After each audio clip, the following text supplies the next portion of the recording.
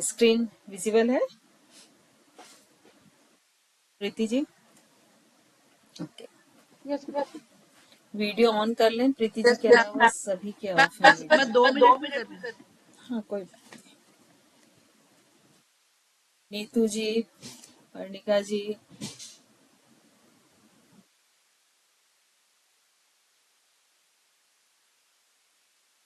चलिए तो आज हम जो पढ़ने वाले हैं वो शिव संहिता के बारे में पढ़ने वाले हैं।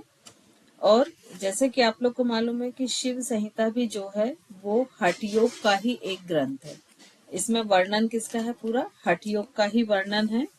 और इसमें हर गौरी संवाद है, मतलब शिव और पार्वती जी के जो हैं वो संवाद है, योग को लेके उनकी आपस की बातचीत है। और इसमें किन किन चीजों का वर्णन है? ब्रह्म ज्ञान का वर्णन है। ओके, कोई बात नहीं पढ़ने का, ठीक है। हठ योग का, राजयोग का और उनकी क्रियाओं का इस ग्रंथ में वर्णन किया गया है।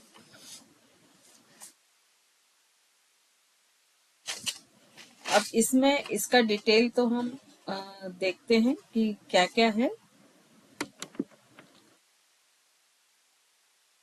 अब ये भी पूरी तरह से संस्कृत ग्रंथ है और इसके जो वास्तविक रचनाकार हैं उनके बारे में तो बहुत अधिक जानकारी नहीं है, लेकिन बहुत सारे साधुओं ने इस ग्रंथ को समय समय पर लिखा है। और इसमें जो मेन शिव और पार्वती जी के जो आपस में बातचीत है वो है। तो ये जो शिव जी जो पार्वती जी को संबोधित करते हुए योग के बारे में जो जो चीजें बता रहे हैं उसका इसमें वर्णन किया है। और ये हठ योग का एक प्रमुख ग्रंथ है। उसके अलावा हाँ, हठ योग प्रदीपिका, घिरण्य संहिता, ये 2 ग्रंथ तो आपको मालूम है। अब ये जो शिव संहिता है इसमें 5 अध्याय हैं। तो पहले तो आपका जो आप कंपैरेटिव टेबल बना रहे हैं उसमें अध्याय आ जाएंगे, किसी में 7 हैं, किसी में 4 हैं, किसी में 5 हैं। तो इसमें कितने अध्याय हैं? 5 अध्याय हैं। और इनमें 5 अध्याय में प्राण, आसन, प्राणायाम, मुद्रा, बंध, ऐसे सभी चीजों का वर्णन है। इसमें 7 चक्र का भी वर्णन है और इसमें 200 से अधिक जो हैं वो श्लोक दिए गए हैं। अब इसका जो प्रथम अध्याय है, इसके अध्याय अपन देखेंगे किस तरह से है। तो जो प्रथम अध्याय है उसमें पूरा लय प्रकरण दिया गया है। लय प्रकरण मतलब जो अद्वैत वेदांत है कि जिसमें ईश्वर और आत्मा परमात्मा दोनों का एक दूसरे में लय हो जाना, उसका पूरा वर्णन किया गया है। और लय योग के बारे में ही पूरी तरह से लय प्रकरण कहलाता है ये, और लय योग के बारे में वर्णन है। जो दूसरा अध्याय है उसमें पूरा नाड़ियों का वर्णन दिया है कि कितनी नाड़ियां होती हैं, वो किस तरह से पूरे शरीर में होती हैं। अब यहाँ पर अंतर क्या है कि योग के जो अन्य ग्रंथ हैं वहां पर 72,000 नाड़ियों का वर्णन किया जाता है, लेकिन इस ग्रंथ में जो नाड़ियों की संख्या बताई गई है वो 3.5 लाख नाड़ियों का वर्णन किया गया है। और उनमें से 15 जो है प्रमुख नाड़ियां बताई गई हैं। इन सब का वर्णन किसमें है? दूसरे अध्याय में है। दूसरे अध्याय में इसमें चित्राणी नाड़ी, मूलाधार का वर्णन, कुंडली वर्णन, सुषुम्ना नाड़ी का वर्णन और अन्य जो बाकी नाड़ियां हैं मुख्य उनका वर्णन, वैश्वानर अग्नि का वर्णन, देह इससे जीव का वर्णन और मोक्ष साधन वर्णन, इस तरह के जो चीजें हैं वो दूसरे अध्याय में मिलती हैं। अब हम आते हैं तीसरे अध्याय पर। तो तीसरे अध्याय में प्राणों का वर्णन है, मतलब पंच मुख्य प्राण, पंच उप प्राण दोनों का वर्णन है।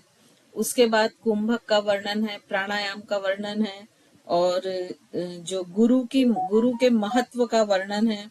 प्राणायाम में नाड़ी शोधन का वर्णन है। योग में जो विघ्न आती हैं उनका वर्णन है। फिर उन विघ्न का नाश कैसे किया जाए उसका वर्णन है। प्राणायाम में भी जो विघ्न आती है उसका वर्णन है और उनको कैसे नाश किया जाए उसका वर्णन है। प्राणायाम से जो लाभ होते हैं उनका वर्णन है। कुंभक सिद्धि, मतलब यहाँ भी प्राणायाम से जो सिद्धियां प्राप्त होती हैं उसका वर्णन है। क्योंकि प्राणायाम को यहाँ भी कुंभक कहा गया है। धारणा का वर्णन है, प्राणवायु साधना का वर्णन है, आसनों का वर्णन है, सिद्धासन, पद्मासन, उग्रासन और स्वास्तिकासन, इन 4 आसनों का वर्णन इसके तीसरे अध्याय में मिलता है। चौथा अध्याय जब हम आते हैं तो चौथा अध्याय जो है वो मुद्रा प्रकरण है।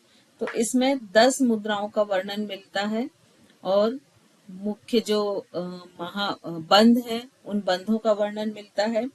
तो यहाँ पर जो मुद्राएं हैं वो 10 मुद्राओं में योनि मुद्रा का ही वर्णन मिलता है। महामुद्रा, महाबंध, महावेद, खेचरी, जालंधर बंध, मूल बंध, विपरीत करणी, उड्यान बंध, वज्रोली और अमरोली, सहजोली और शक्ति चालन, इस तरह की मुद्राओं का वर्णन मिलता है। ये आगे और भी डिटेल में आएगा। फिर इसके बाद जो इसका लास्ट और 5वां अध्याय है वो पूरा योग प्रकरण है कि किस तरह से साधक को योग करना चाहिए, किस तरह से योग से उसे सिद्धियां प्राप्त होती हैं। और इसी चैप्टर में 7 चक्रों का वर्णन है। तो इसमें क्या क्या वर्णन है कि जो रोग में योग करने में जो विघ्न आते हैं उनका वर्णन। तो अब वो भोग रूपी विघ्न आते हैं, धर्म रूपी विघ्न आते हैं, ज्ञान रूपी विघ्न आते हैं, उन सब का वर्णन है। भोजन की विधि का वर्णन है कि एक योगी को किस तरह का भोजन लेना चाहिए। समाधि का वर्णन है। चतुर्विध योग वर्णन है, मृदु साधक, मध्यम साधक और अधिमात्र साधक, अधिक मात्रतम साधक, इस तरह के 4 तरह के योग साधकों का वर्णन है। फिर प्रतीकोपासना का वर्णन है, मुक्त पुरुष का जो अनुभव वर्णन है, रस नाड़ी वर्णन है, कुंडलिनी चक्र वर्णन है। कृपया समय पर ज्वाइन कर लिया करिए, बीच में ना दिक्कत होती है। मूलाधार, स्वादिष्ठान, मणिपुर, अनाहत, विशुद्धि, आज्ञा। हाँ, चेंज नहीं किया आपने स्लाइड। तो अभी होगी चेंज तो करेंगे ना। अभी तो इसी स्लाइड की बात कर रहे हैं, अभी हम इसी स्लाइड की बात कर रहे हैं, ठीक है। तो इस तरह का 5वें अध्याय में वर्णन है। अब इसके जो प्रथम अध्याय है उसमें लगभग 96 श्लोक हैं, दूसरे में 54 श्लोक हैं, तीसरे में 97 है, चौथे में 58 है और 5वां सबसे बड़ा अध्याय है जिसमें 212 श्लोक है। अब इसमें क्या क्या चीजों का मुख्य वर्णन है कि जब व्यक्ति मोक्ष की तरफ अग्रगामी होता है, वो आत्म मुक्ति की बात करता है, तो उसमें क्या क्या बाधाएं आती हैं, आंतरिक ऊर्जाएं किस तरह से काम करती हैं, ध्वनियां, चक्र, मंत्र, इनके सिद्धांत क्या हैं, उसका पूरा विवरण है। फिर इसमें शरीर क्रिया विज्ञान के बारे में भी थोड़ा सा बताया गया है और 84 आसनों की व्याख्या की गई है। इसमें महामुद्रा, महाबंध और महावेद का वर्णन आधुनिक अर्थ में किया गया है और शरीर की ऊर्जा को नियंत्रित करने के लिए बंधों को कैसे यूज करना चाहिए इसका वर्णन है। अब हम आते हैं इसके पहले जो चैप्टर है उस पर आते हैं। तो पहले चैप्टर में बहुत सारी चीजों का इसमें वर्णन है जिसको हम लय प्रकरण कहते हैं। इसमें पंच तत्वों का भी वर्णन है। अब इसमें क्या क्या वर्णन है कि इस संसार में केवल एक ही ज्ञान नित्य और आदि अंत से रहित है, विश्व का कारण अज्ञान है और माया विश्व की जननी है। ये उसके हमने मेन पॉइंट लिए हैं जो प्रथम अध्याय में मेन दिए हैं, क्योंकि पूरा पढ़ना तो बहुत लंबा समय लगेगा। अब यहाँ पर वेद के 2 मत हैं, एक तो कर्म कांड, ज्ञान कांड और इनके भी 2 पार्ट हैं, निषेध और विधि, ठीक है। फिर कर्मफल से 2 तरह के रिजल्ट निकलते हैं, या तो स्वर्ग और नरक। सांसारिक वस्तुओं को काल नष्ट कर देता है, परंतु आत्मा में स्वयं काल का भी नाश हो जाता है। तो इसका कहने का मतलब है कि आत्मा जो है वो अनादि और अनंत है, जिसको नष्ट कोई भी नहीं कर सकता है। फिर शुद्ध ब्रह्म में ज्ञान रूपी विद्या का संबंध स्वाभाविक है और उस ब्रह्म के ही तेज रूप अंश से आकाश का प्रकट हुआ है। मतलब जो शुद्ध ब्रह्म ज्ञान है वही व्यक्ति की मुक्ति का साधन बन सकता है और वही उसके अंदर के तेज को जागृत करता है। और यहाँ पे विकासवाद को कैसे बताया है कि ब्रह्म के तेज से आकाश प्रकट हुआ, आकाश से वायु, वायु से अग्नि, अग्नि से जल और जल से पृथ्वी। इस तरह ये 5 तत्वों का निर्माण हुआ। अब यहाँ पर पंच महाभूत और उनके गुण बताए हैं। तो आकाश, आकाश का गुण क्या है? शब्द। वायु का चंचलता या स्पर्श, अग्नि का रूप, जल का रस और पृथ्वी का गंध। तो जब ये जो शब्द हैं ये बनते कैसे हैं कि सबसे पहले आकाश का निर्माण होता है। तो आकाश का जब निर्माण होता है तो वहां पर एक ही गुण रहता है जिसको हम शब्द गुण कहते हैं। फिर उसका आधा हिस्सा आकाश, मान लीजिए जो भी 100% एक इमेजिनरी नंबर लेते हैं कि आकाश था, तो 50% उसमें से क्या बन जाता है? वायु। और जब वायु बनती है 50%, तो उसमें दो गुण आ जाते हैं। आकाश का शब्द तो रहता ही है और साथ में उसमें स्पर्श का भी गुण आ जाता है। और फिर जब वायु का आधा, मतलब अब वायु कितनी है? 50 है, तो उसका आधा कितना हो गया? 25। वो क्या बनता है? अग्नि। तो अग्नि में क्या होगा कि अग्नि के 3 गुण आ जाएंगे। यहाँ पर देखिए, एक ये जो पुराने गुण है और उसमें ये ऐड होते जा रहे हैं। तो पुराने गुण क्या क्या थे? शब्द और स्पर्श, दो तो पुराने गुण थे ही, उसमें रूप के और समावेश हो गया। फिर उसके बाद अग्नि का आधा हिस्सा क्या बनाता है? जल। तो अब जल में शब्द, स्पर्श, रूप, उसके साथ साथ क्या समावेश हो गया? रस। और जो जल का आधा हिस्सा है वो पृथ्वी तत्व बनाता है। तो पृथ्वी तत्व में 5 गुण रहेंगे। कौन कौन से? शब्द, स्पर्श, रूप, रस, गंध। ठीक है, तो ये इस तरह से ये तत्वों का निर्माण होता है।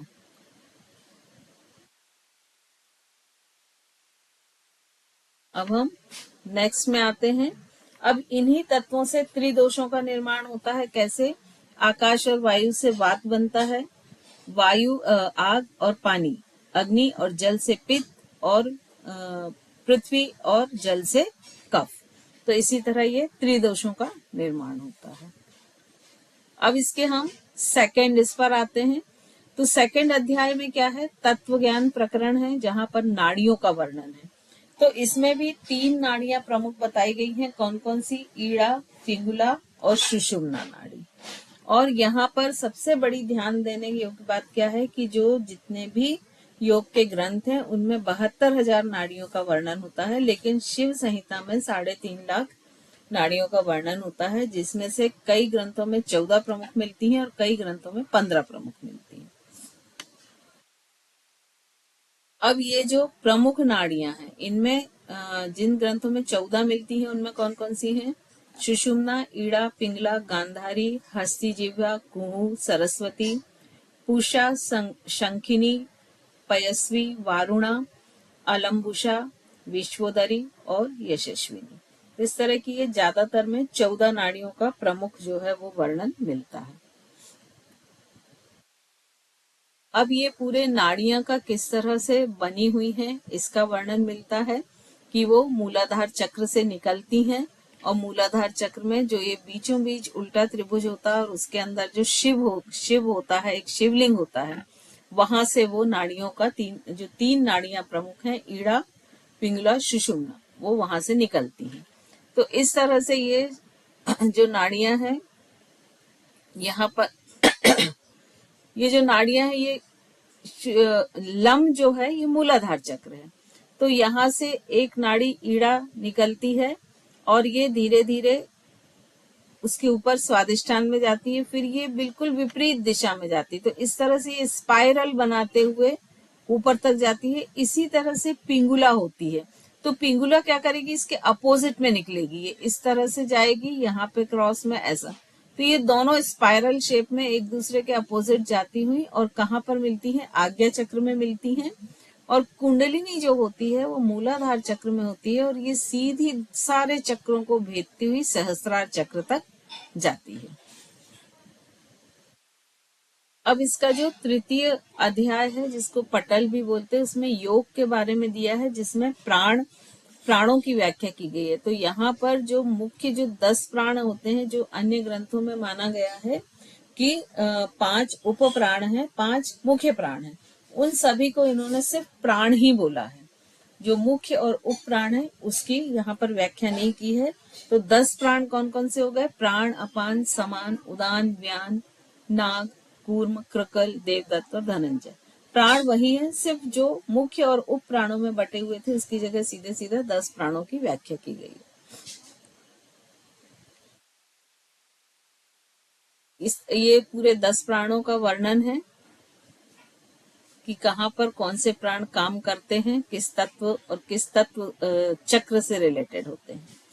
इसका पिक ले लें तो आप लोग देख लीजिएगा।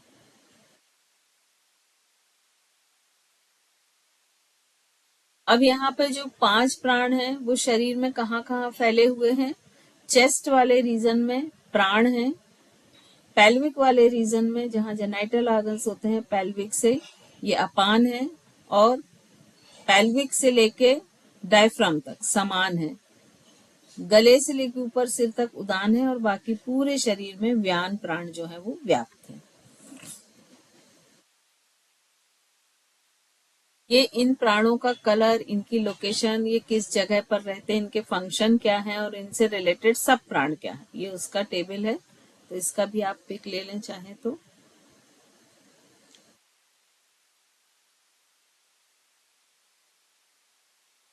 अब इसमें गुरु की महत्ता का वर्णन बताया गया है इस चैप्टर में कि गुरु का क्या महत्व होता है। और यहाँ पर बहुत सारी चीजें, ये चूंकि एक बहुत गुप्त शास्त्र बताया गया है और ये ऐसा बताया गया कि इस रहस्य को सभी के सामने उजागर नहीं करना चाहिए।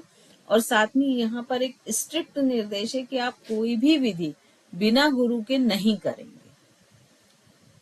तो गुरु के निर्देशन में ही ये सारी चीजें बताई हैं।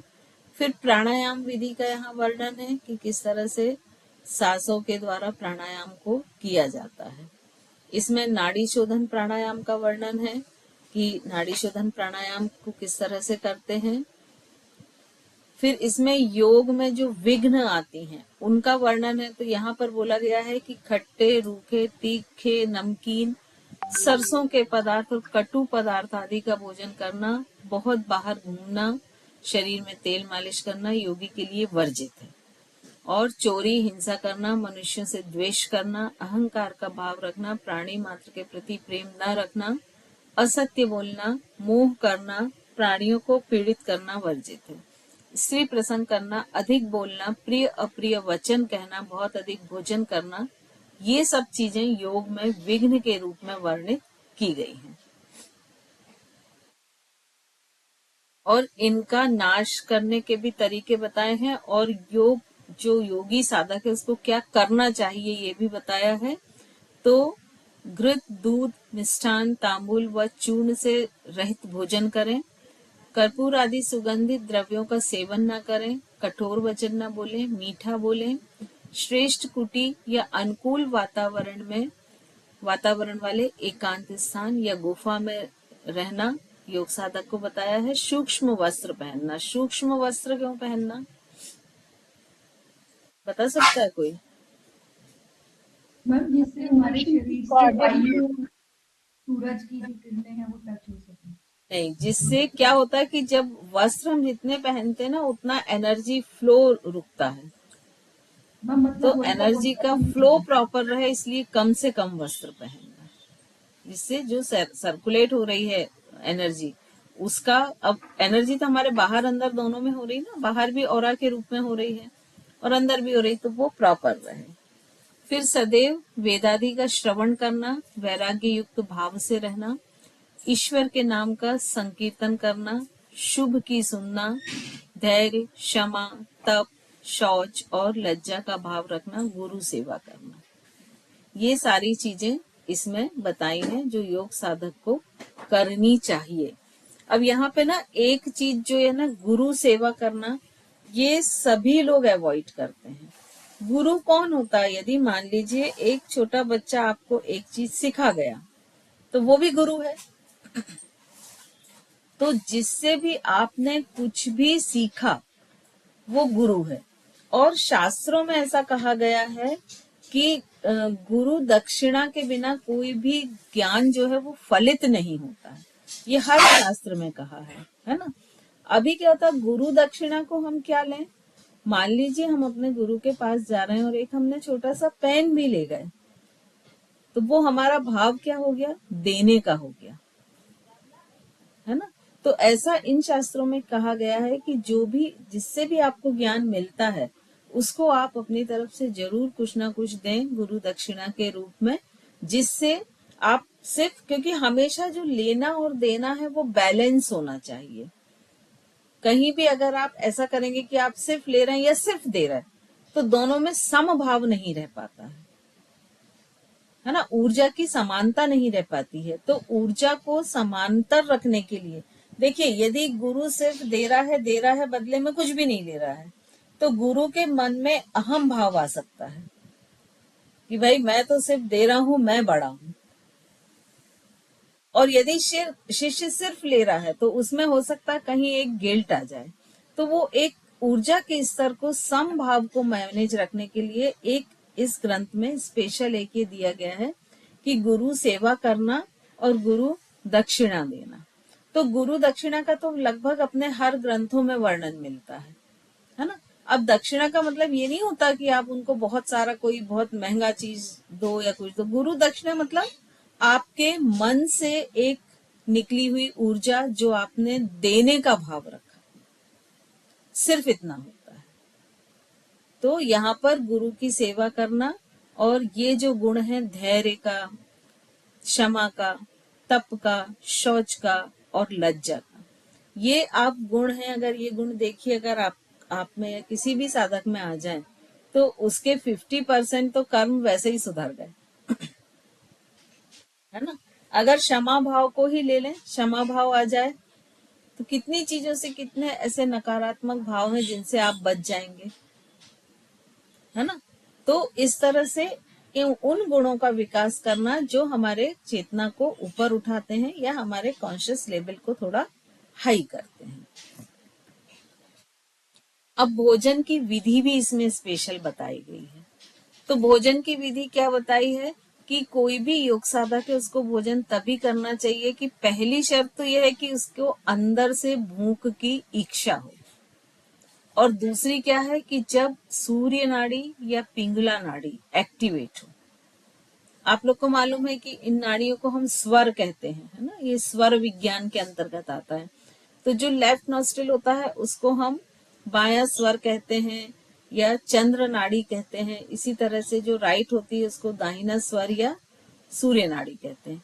तो जब सूर्य नाड़ी एक्टिवेट होती है तो जितने भी फिजिकल वर्क हैं वो स्ट्रांग होते हैं, और जब चंद्र नाड़ी एक्टिवेट होती है तो जितने भी मेंटल वर्क होते हैं, मतलब आपका ब्रेन अधिक एक्टिवेट होता है।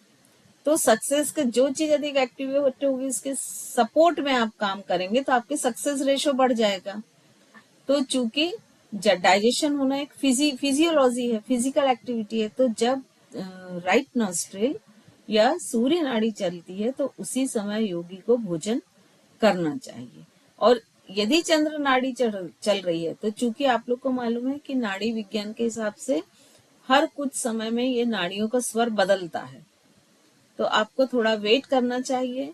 या योग में बहुत सारी ऐसी तकनीक भी बताई गई है जिससे आप इन नाड़ियों के स्वर को बदल भी सकते हैं। कि यदि मान लीजिए बाई नासिका आपकी चल रही है तो कुछ पर्टिकुलर ऐसी टेक्निक्स हैं कि जिनके थ्रू आप अपनी बाई को पैसिव करके और राइट को एक्टिवेट कर सकते हैं। तो आपको नहीं, योगी को तभी भोजन करना चाहिए जब उसकी राइट या पिंगुला नाड़ी एक्टिवेट हो या सूर्य नाड़ी। साधक भूखा होने पर या भोजन करने के उपरांत अभ्यास ना करे, मतलब एम्प्टी स्टमक होना चाहिए, लेकिन बहुत अधिक यदि भूखा है तब भी उसे अभ्यास नहीं करना चाहिए। मान लीजिए उसने एक दिन पहले उपवास किया है, ठीक है, 24 घंटे का उपवास करने के बाद जब वो दूसरे दिन 36 घंटे का दूसरे दिन योग का समय होगा तो उस समय बहुत अधिक भूखा रहेगा। तो ऐसे समय भी योग को अवॉइड करने का बताया गया है। अभ्यास काल के पूर्व दूध या घी का भोजन अवश्य करना चाहिए। थोड़ा सा हल्का नाश्ता जो लेके, यदि आप देर से कर रहे हैं, या यहाँ पर घी को बहुत जरूरी बताया है लेने के लिए। अब यहाँ पर लेकिन कई चीज ना विडंबनाएं भी मिलती हैं, क्योंकि अभी हमने देखा था थोड़ी देर पहले ही उनने लिखा था कि घी को नहीं लेना चाहिए, इसमें लिख रहा है घी को लेना चाहिए। तो यहाँ पर इसमें स्पेसिफिक नहीं है, लेकिन कई ग्रंथों में ऐसा स्पेसिफिकेशन आ जाता है कि घी मतलब सिर्फ गाय का घी, बाकी घी नहीं लेने चाहिए। तो जो योग साधक है उनको गाय का घी लेना अलाउ है, लेकिन बाकी और जो घी होते हैं वो उन्हें उपयोग में नहीं लाना चाहिए। और जब अभ्यास दृढ़ हो जाए तो उपरोक्त नियमों के पालन करने की आवश्यकता नहीं होती है, क्योंकि शरीर की स्टेमिना बढ़ चुकी है, मसल्स की फ्लेक्सिबिलिटी और स्टेमिना बदल सकती है, तो इनमें थोड़ा आगे पीछे भी नियम हो जाए तो चल जाता है। अब इसमें अष्ट सिद्धियों का वर्णन किया है इस अध्याय में। तो अष्ट सिद्धियां कौन कौन सी हैं जो प्राणायाम से विशेष लाभ होता है? तो ये अष्ट सिद्धियां आप देखिए, जब हनुमान चालीसा आता है तो उसमें ये अक्सर लाइन आती है, अष्ट सिद्धि नौ निधि के दाता। तो ये जो अष्ट सिद्धियां हैं ये होती हैं अणिमा, महिमा, गरिमा, लघिमा, प्राप्ति, प्रकाम्य, ईशित्व और वशिष्ठ। ये 8 सिद्धियां होती हैं जिन्हें अष्ट सिद्धियों के नाम से बोला जाता है। अब ये 8 सिद्धियां क्या होती हैं? अणिमा क्या होती है कि अपने जो साधक है वो अपनी देह को एक अणु के समान, मतलब एक मॉलिक्यूल के समान बदल लेता है। महिमा क्या होता है कि मतलब अपने शरीर को बहुत बड़ा आकार कर देना, जो सामान्य आकार है उससे कई गुना अधिक बड़ा कर देना। गरिमा मतलब साधक अपनी देह को पर्वत से भी भार, मतलब शरीर के वजन को बढ़ा देना। और लघिमा मतलब शरीर के वजन को रुई जैसा हल्का कर देना। प्राप्ति मतलब इच्छा मात्र से ही बहुत दूर यदि कोई पदार्थ रखा हुआ है तो अपने स्थान पर ही बैठे हुए उसे स्पर्श करना या प्राप्त कर लेना। प्राकाम्य अपनी कामनाओं को, जो भी आपकी कामनाएं हैं योग साधक की, उसको पूर्ण करने में समर्थ होना। ईशत्व शरीर तथा मन के आंतरिक संस्थानों या षट चक्रों पर पूर्णतः प्रभुत्व प्राप्त करता हुआ व्यक्ति सभी प्राणियों को अपने वश में रखने में समर्थ होता है। मतलब उसके आसपास जो भी व्यक्ति आते हैं उस पर वश किसका होता है? उस योग साधक का। जैसे वो ऑटोमेटिक उस योग साधक की ऊर्जा से प्रभावित हो जाते हैं और अपने गुणों को भूल जाते हैं। जैसे जैन धर्म में क्या उदाहरण मिलता है कि महावीर स्वामी के पास में शेर और गाय एक ही नदी में पानी पीते हैं। मतलब वहां शेर अपने हिंसात्मक गुण को भूल जाता है, क्योंकि वो किसके ऑरा में आ गया है? महावीर स्वामी के एनर्जी फील्ड में वो आ गया है। तो वो उनकी एनर्जी से इफेक्टेड हो जाता है और उसकी जो नेगेटिव एनर्जी है हिंसा की, उसको वो भूल जाता है। तो ये होता है ईशत्व। वशिष्ठ भूत, भविष्य, वर्तमान सभी परिस्थितियों को अपने अनुकूल रखने और संसार के सभी प्राणियों को अपने वश में रखने में समर्थ होना। ठीक है, तो ये 8 सिद्धियां होती हैं। अब इसके बाद इसमें नादानुसंधान का भी वर्णन है। उसकी 4 अवस्थाओं का वर्णन है, आरंभ अवस्था, घट अवस्था, परिचय और निष्पत्ति अवस्था। आरंभ अवस्था में क्या होता है कि ये सब प्राणायाम से होता है और इसमें अभ्यासी का मन शून्य की स्थिति में चला जाता है और उसको शरीर में एक अनाहत स्वर सुनाई देता है।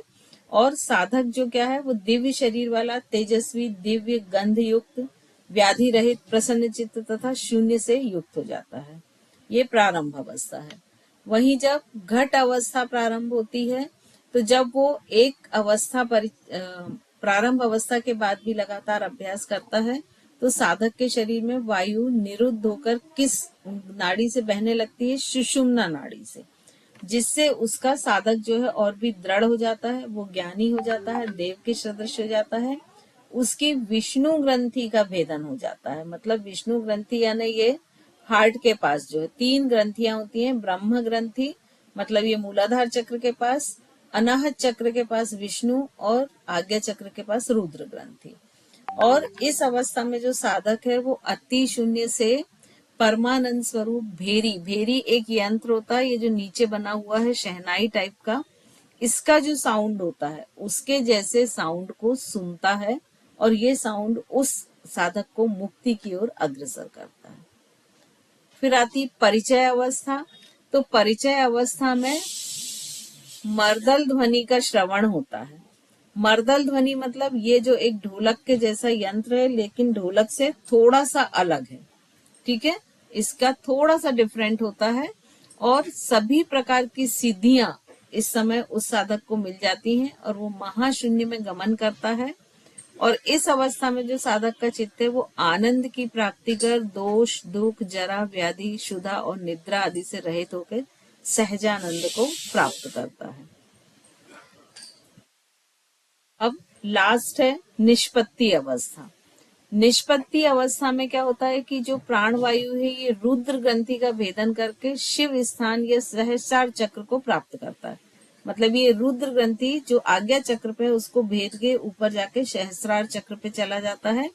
और उसका रिजल्ट क्या होता है कि योगी को मिश्रित शब्दों वाली वीणा का स्वर सुनाई देता है। वीणा एक यंत्र है जो ये इस तरह का होता है, यहाँ बना हुआ है।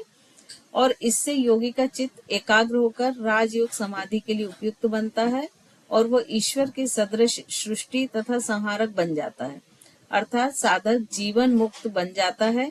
योगी के हृदय में एक अनिर्वचनीय आनंद उत्पन्न होता है। उसे समुद्र, मेघ, भेरी, झांझर, मृदंग, ढोल, शंख, घंटा, घड़ियाल और अंत में वेणु, वीणा और भ्रमर के नाद शरीर के अंदर सुनाई देने लगते हैं। तो इस तरह से उसकी अंतिम निष्पत्ति अवस्था होती है। योग मुद्राओं का भी इसी में वर्णन है। तो मुद्राओं में हम बहुत नहीं देंगे टाइम। खेचरी मुद्रा है, मतलब ये टंग के टिप को यू टर्न करके अपर पैलेट से टच करना और जितना अंदर लेके इस पैसेज में, नेजल पैसेज में ले जा सकते हैं वो लेके जाना।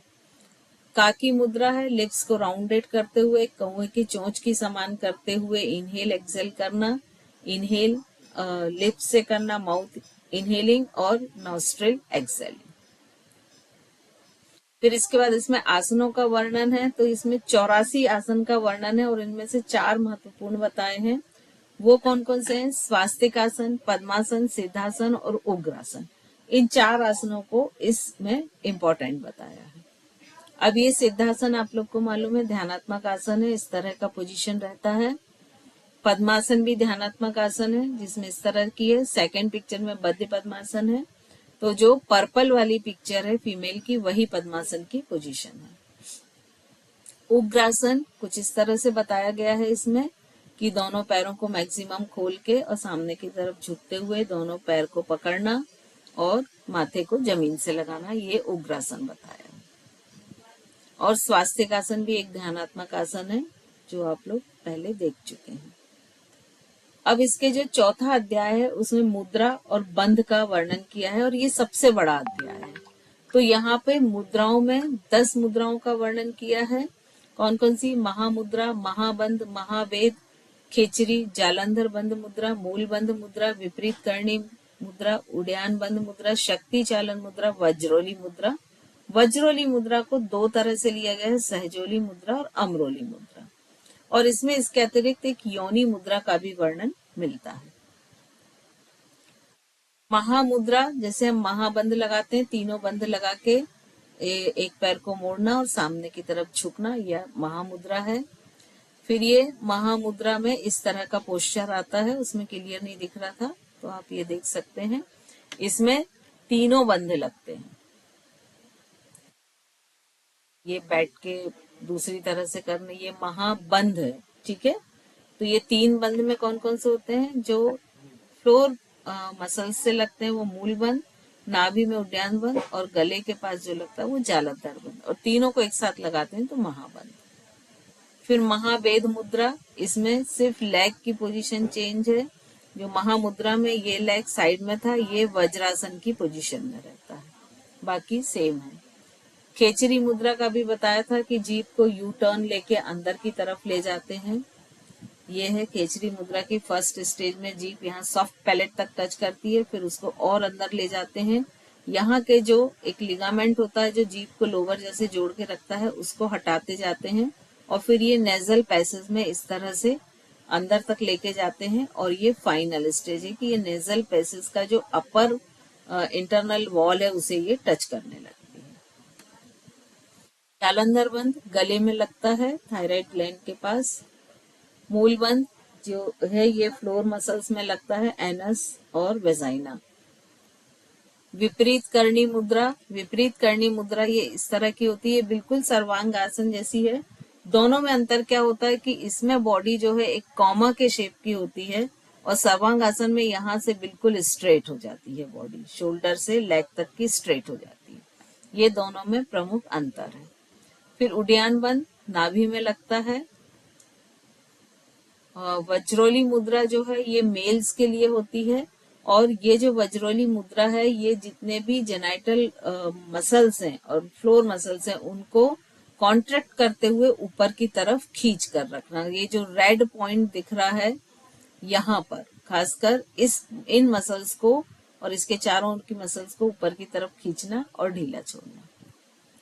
ये सहजोली है, ये फीमेल्स के लिए होती है। तो यहाँ पर भी फीमेल्स के लिए ये एक डिफरेंस बताया है कि जो वज्रोली की ही दो पार्ट हैं, सहजोली और अम्ब्रोली। तो इसमें जो भी फीमेल जेनाइटल आर्गन्स होते हैं, एनस और वेजाइना मसल्स को ऊपर की ओर खींचना, बिल्कुल जैसे हम नेचुरल कॉल्स को रोकते हैं, लॉक करके रखना और फिर ढीला छोड़ना। फिर शक्ति मुद्रा कुछ इस तरह की बताई है। फिंगर्स को, ये हैंड गेस्चर है, ये इस तरह का रहता है, अंगूठा अंदर करके दो उंगलियां अंदर की तरफ मुड़ी और आगे की दो उंगलियां आपस में उनके टॉप को जो है वो टच किया गया, टिप को टच करना है और थंब को हथेली से प्रेस करना है, दबा के रखना है। फिर इसका जो 5वां अध्याय है योग प्रकरण, सॉरी मैंने शायद चौथा बोल दिया था, सबसे लंबा है, 5वां सबसे लंबा अध्याय है। तो 5वां जो है उसमें पूरा चक्र और योग प्रकरण के बारे में दिया गया है। तो यहाँ पर फिर से योग में जो चक्र योग या कुंडलिनी योग, उसमें जो विघ्न है वो दिए हैं, तो वो सारे सेम ही हैं जो पहले दिए थे।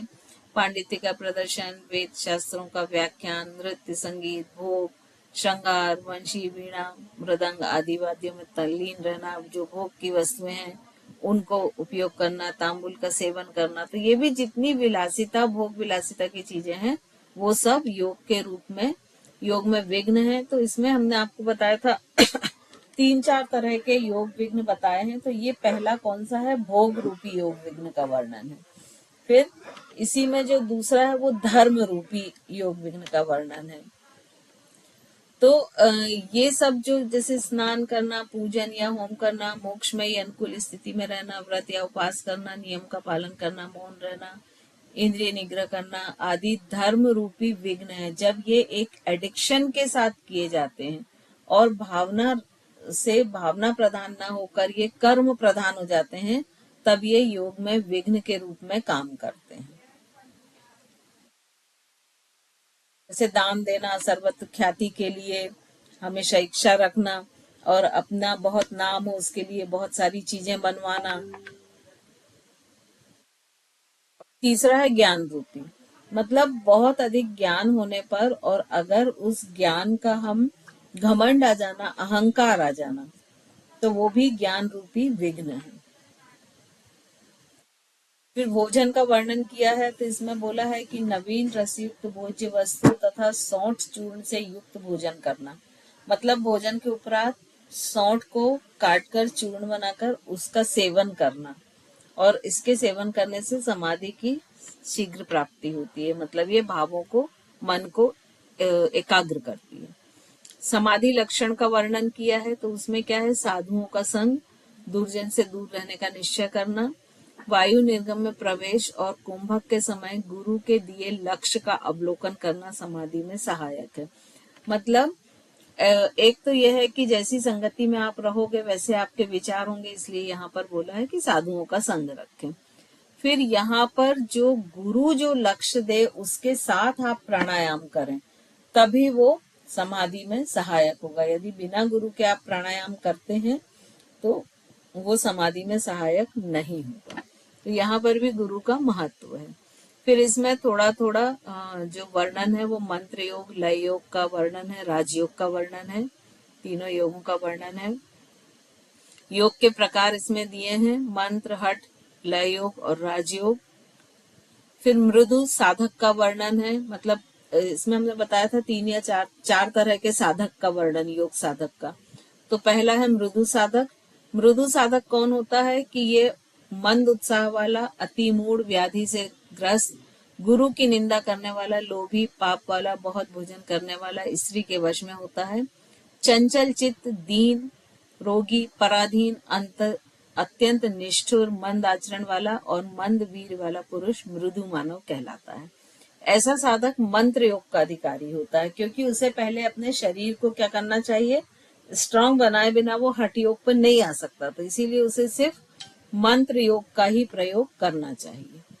फिर मध्यम साधक। तो मध्यम साधक के लक्षण क्या है? जो साधक सम बुद्धि वाला, क्षमा युक्त, पुण्य फल प्राप्ति की इच्छा से शुभ कर्म करने वाला, प्रिय बोलने वाला, सभी कार्य व सभी विषयों में मध्यस्थ रहने वाला और सामान्य अर्थात सब स्थितियों में समान भाव रखने वाला होता है। और इस तरह का जो साधक होता है तो उस साधक को गुरु द्वारा लय योग का उपदेश दिया जाता है, क्योंकि उसकी मुक्ति का जो मार्ग है वो लय योग ही होता है। फिर तीसरे तरह का साधक कौन सा होता है? अधिमात्र साधक। अधिमात्र साधक कैसा होगा कि स्थिर बुद्धि वाला होगा, लय योग में वो ऑलरेडी उसको बहुत अच्छा सिद्धियां हो चुकी होंगी, स्वाधीन, वीर्यवान, शक्तिशाली, महाशय अर्थात मतलब बहुत उसका दृष्टिकोण जो होगा वो बहुत विस्तृत होगा, दयावान होगा, जो शूर हो, समाधि में श्रद्धा रखता हो, गुरु के चरण कमलों की पूजा करने वाला हो और अभ्यास योग अभ्यास में परायण होता है। तो ऐसा साधक 6 वर्ष तक यदि गुरु के साथ निरंतर अभ्यास करता है तो उसे सिद्धियों की प्राप्ति होने लगती है।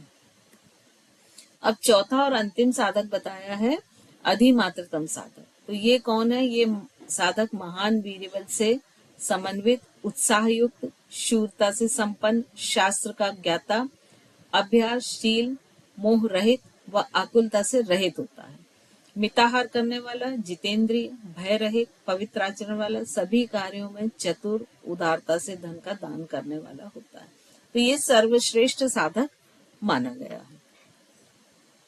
अब इसमें प्रतीकोपासना का वर्णन भी किया गया है कि किसी प्रतीक को लेके, जैसे भगवान के किसी पिक्चर को लेके या कोई एक प्रतीक, ओम का प्रतीक लेके जो उपासना की जाती है। मुक्त पुरुष के अनुभव का वर्णन बताया है, वो प्राणायाम के ही थ्रू होता है कि एक समय के बाद ऐसा एहसास होता है कि आपका शरीर बिल्कुल खाली हो गया है, शून्य हो गया है। मंत्र योग का यहाँ पर जो अर्थ है वो मंत्र के द्वारा, मंत्रों के जाप के द्वारा जो समाधि की प्राप्ति होती है, मुक्ति की या मोक्ष की प्राप्ति होती है। तो यहाँ पर मंत्र योग क्या है? मंत्र योग के जो ऋषि हैं वो नारद और महर्षि भृगु बृहस्पति देव हैं, ये मंत्र योग के ऋषि हैं। इसमें 16 अंग होते हैं: भक्ति, शुद्धि, आसन, पंचांग, आचार, धारणा, दिव्य देश, सेवन, मुद्रा, दर्पण, हवन, बलि, योग, जप, ध्यान और समाधि, इसके 16 अंग होते हैं। फिर इसके बाद आता है लय योग। लय योग का मतलब होता है कि चित्त का अपने स्वरूप में विलीन हो जाना, मतलब दृष्टा का अपने स्वरूप में लीन हो जाना। यह साधारण भाषा में हम बोले कि आत्मा और परमात्मा का एकाकार हो जाना। इसके जो मुख्य ऋषि हैं वो अंगिरा ऋषि हैं और सप्त ऋषियों में जो 7वें ऋषि वशिष्ठ ऋषि हैं वो हैं। इसमें 8 अंग होते हैं: यम, नियम, स्थूल क्रिया, सूक्ष्म क्रिया, प्रत्याहार, धारणा, ध्यान, लय क्रिया और समाधि। तो इस तरह से लय योग के 8 अंग होते हैं। फिर राजयोग, सभी को मालूम है कि राजयोग का नाम ही है क्योंकि वो सब योगों में राजा कहलाता है और ये हठ योग और राजयोग एक दूसरे के पूरक हैं। तो हठ योग प्रदीपिका में हठ योग के, राजयोग के कितने अंग हैं? 8 अंग हैं: यम, नियम, आसन, प्राणायाम, प्रत्याहार, धारणा, ध्यान, समाधि। हठ योग प्रदीपिका में 4 हैं: आसन, प्राणायाम, मुद्रा तथा बंध और नादानुसंधान। घेरण्य संहिता में 7 हैं: षटकर्म, आसन, मुद्रा, बंध, प्राणायाम, ध्यान, समाधि। और जबकि योग तत्वोपनिषद में 8 हैं: यम, नियम, आसन, प्राणायाम, प्रत्याहार, धारणा, ध्यान, समाधि। तो इस तरह से ये जो राजयोग है ये 8, इसमें से जो 8 अंग है इसमें से पहले 5 जो हैं, यम, नियम, आसन, प्राणायाम, प्रत्याहार, ये बहिरंग है और धारणा ध्यान समाधि 3 अंतरंग है। ये उसका ही अष्टांग योग का ही वर्णन है। इसका हम कई बार पढ़ चुके हैं, तो यहाँ हम डिटेल में नहीं ले रहे हैं। यम जो है फिर से 5 भागों में डिवाइड होता है, अपरिग्रह, अहिंसा, ब्रह्मचर्य, अस्तेय और सत्य। इसी तरह से नियम 5 भागों में डिवाइड होता है, शौच, संतोष, तप, स्वाध्याय, ईश्वर प्रणिधान। फिर ये आसन के पहले क्या करना चाहिए, क्या क्या सावधानियां रखना चाहिए, ये सारी चीजें बहुत कॉमन है, तो इनको हम नहीं ले रहे हैं। कुछ और मैं देख लूं अगर होगा तो।